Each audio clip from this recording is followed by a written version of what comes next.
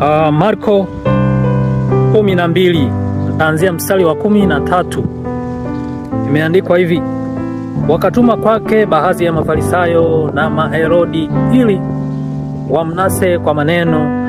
Hata walipofika walimwambia, Mwalimu, twajua ya kuwa wewe mtu wa kweli, wala hujali cheo cha mtu, kwa maana hutazami sura wala watu, lakini katika kweli waifundisha njia ya Mungu.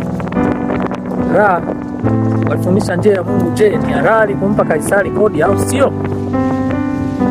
15. Tumpe tusimpe? Naye akajibu unafiki wao, akawaambia, mbona mmenijaribu? Nileteeni dinari niione.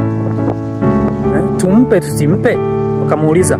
Naye akajibu unafiki wao, akawaambia, mbona mmenijaribu? Nileteeni dinari niione. Nileteeni dinari hiyo niione.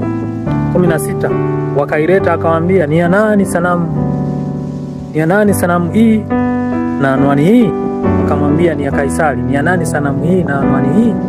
Akamwambia, ni ya Kaisari. 17.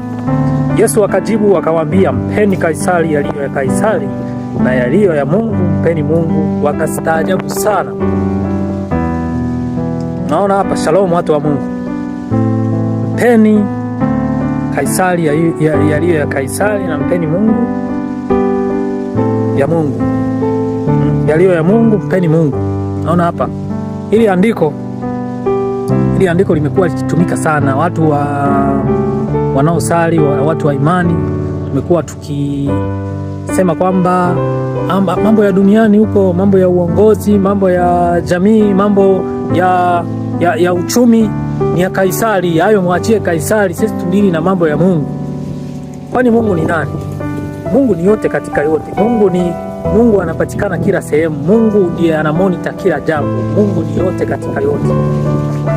Kwa hiyo hawa watu ambao wako kwenye biashara, kwenye uchumi, kwenye teknolojia, kwenye uvumbuzi, kwenye sayansi, kwenye siasa, kwenye usafirishaji, hao watu wametoka wapi?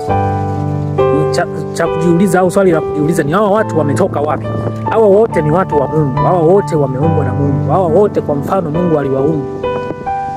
Kwa hiyo huwezi kutenganisha mambo ya Kaisari na ya Mungu.